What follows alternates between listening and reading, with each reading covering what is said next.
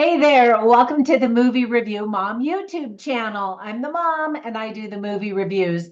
And my goal is to give you the heads up on filmmaking quality and content so that you can decide whether or not you want to spend time or money or both sometimes watching a particular film. So the movie I'm reviewing today is called The Book of Clarence. This entertaining biblical story is now available in theaters. It's rated PG-13 and is 2 hours and 9 minutes long. And my overall movie review mom grade is a B+. So let me explain how I came up with that grade. First, I'll give you an overview in a nutshell, and then I'll point out things I liked, things I didn't like, tips for parents, themes worth talking about, funny lines, interesting lines, and recommendations for other films that are sort of similar that you might also really like or like even better than this one. All right, sounds good? Let's get started. So, in a nutshell, the story is about a Black man named Clarence who is interested in learning how Jesus was able to do tricks in Jerusalem before he was crucified. He seeks the apostles to learn more about the Messiah and soon risks everything to carve a path so that he could become the 13th apostle. The film was directed and written by James Samuel. His fresh voice offers unique perspectives that will force you to think and consider the Bible story that you know of the life of Christ. If you're Christian, keep an open mind and don't be so easily offended by this particular telling. I wasn't. I welcome all tellings of Jesus because we just need to keep talking about Jesus. I'm Christian. The movie doesn't attempt to be accurate and demonstrate the true events as they happened, but it is more of an alternative history. It's not doing well in the box office, but I actually really enjoyed this. So here's the list of things I really liked about this film. First of all, the cast is fantastic and stars Lakeith Stanfield, who knocks it out of the park. He's joined by David Oyelowo, Omar Sy, Anna Diop, R.J. Seiler, Michael Ward, Tiana Taylor, Alfre Woodard, Nicholas Pinnock, and many more. Now, I recently saw Marianne Jean-Baptiste in an Aaron Eckhart movie called Rumble Through the Dark. I just reviewed it. And in that movie, she plays a mean character named Big Mama Sweet. She was most definitely not sweet in that movie. And so it was really nice to see her play a truly sweet mother in this one. We are also graced with terrific performances by James McAvoy and Benedict Cumberbatch. I absolutely adore both of them. Great soundtrack and background music in the scenes, also by James Samuel. We even get to see a little dance scene, which did feel out of place, but I still thought it was cute. Hookah is terrible for you, but it was entertaining to watch the characters float around in the air to demonstrate that they were high. Yeah, that's the kind of interpretation, visual interpretation that we get on certain events in this movie. Very creative. Some of the dialogue is hilarious and modern. There is spoken and visual humor throughout the entire film. The backgrounds, landscapes, and settings look legit. I was just in Jerusalem last spring. Loved it. It was everything I hoped and dreamt it would be. And so I had to look closely to figure out where exactly they were when they filmed this. I could tell some things were off. So I did some research and discovered that the filming was actually done in Matera, Italy, which is where Mel Gibson also filmed his movie, The Passion of the Christ. Did you ever see that one? That was amazing, extremely gory, but probably fairly realistic. In addition, some of the scenes were filmed in Louisiana and some other states in the United States. Very impressive. Acts 1, 2, and 3 are identified in the movie as Book 1, Book 2, and Book 3, which is helpful and definitely thematic to go along with the title of this film. Rob Hardy did a terrific job on the cinematography. You will laugh, you will cry. Now, with all of that praise, I know that there has been a lot of criticism about this film. And so here are a few things that I didn't like or just thought could have been done differently. For example, all of the Roman soldiers are white.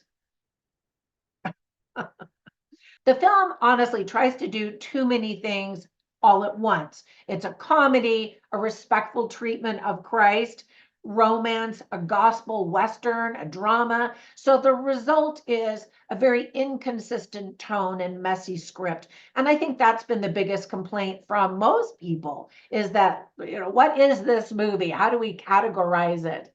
Now, let me give you some tips for parents. Some of the characters, as I mentioned, smoke a hookah pipe and get high, and they smoke other things as well. Some characters smack each other. There is some profanity, although I did not hear any F bombs. We see some people being crucified on crosses with bloody wounds and sound effects. Now, the very first scene when the movie starts is bam, in your face, a bunch of people on crosses dying. And you're like, oh, is that what this movie is? And then it softens, and then there's dialogue and a bunch of other stuff. But then later on, we see people on crucifixes as well. A man gets struck by multiple arrows, and there is some fighting and fisticuffs and that kind of thing. Talk of torture and crucifixion and that kind of stuff. Some of the themes that are illustrated very well are belief and faith, debt, both financial and spiritual, which I love that combination, freedom of conscience, brotherhood, trials and miracles, being a nobody, and greed and power. So whenever I watch movies, I take notes, of course, and I especially try to write down funny lines and interesting lines simply so I can share them with you so you can get a taste and feel for the dialogue and the script writing quality. So you can see all of the lines that I wrote on my written review at moviereviewmom.com, but I'll share some of them with you right now. All right, so one of the funny lines was spoken by Lakeith Stanfield, and Pontius Pilate is saying, walk on water. And he says, I can't walk on water. I can't even swim, which I thought was kind of cute. There's another moment where he plays Clarence, where he says something about a challenge that they need to do. He says, this is going to require massive testicular fortitude. And there's a lot of humor like that, where you're like, And then another line is spoken by John the Baptist, and he kind of criticizes Clarence, and he says, Clarence, in spite of your selfish ways, there's a beautiful soul in there somewhere. And we get this very quirky, irreverent type of personality in Clarence. And yet we see some tremendous growth in his character, and I love that.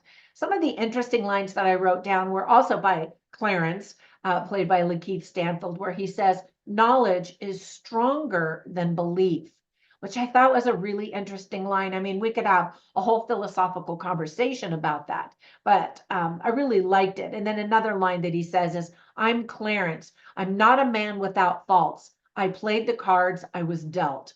And I thought that was really interesting too. Another interesting line is spoken by Benedict Cumberbatch's character, where he says, humans, God's only mistake. And I just thought, oh, I mean, I absolutely get why people would think that, but humans were God's ultimate creation. He doesn't call us his creatures, he calls us his sons and daughters, his family. And I absolutely believe that. And then another line that Lakeith Stanfield says is, most of us have no idea what we're doing. By the time we figure it out, it's too late. Oh, and I just thought, so many people feel that way, where just as you age, you're just trying to figure it out. And then by the time you're old and life is just about done here, at least here on earth, you're just like, oh, now I get it. And I don't want that to be my story. I want to figure it out before then. And then another interesting line that Clarence says is, I've been a victim of my own ignorance. And again, we see this tremendous growth in his character. So let me give you some recommendations for 3 movies I instantly thought of as I was watching this. The first one is called Journey to Bethlehem. It's a musical, and so it's fun. It absolutely teaches the story of the birth of Christ in Bethlehem, of course, but it's a musical. And similar to this movie, The Book of Clarence, there's just a new perspective, a new illustration of this story. And like I said, I welcome all of those stories because it gets us talking about Bible truths and the life of Christ and what he did and what he taught us and that kind of stuff. Another movie was that I also reviewed just last year, Bringing Back Christmas. Now, it's not a great movie, but it also is another telling of the birth of Christ and is kind of cute, kind of sweet, little slapsticky. And then finally, I wanted to let you know about another movie by James Samuel. It's called The Harder They Fall, and some say that that's his best movie so far. So let me know what you think. Do you have a favorite James Samuel movie, or is he a brand new director to you? Uh, Comment down below. And when you get a minute, run over to Instagram and you can find me there as Movie Review Mom, but you can also follow me as Trina Boice, which is my name. And you can learn about my books, and I've got new books. I've got books offered for free almost every weekend.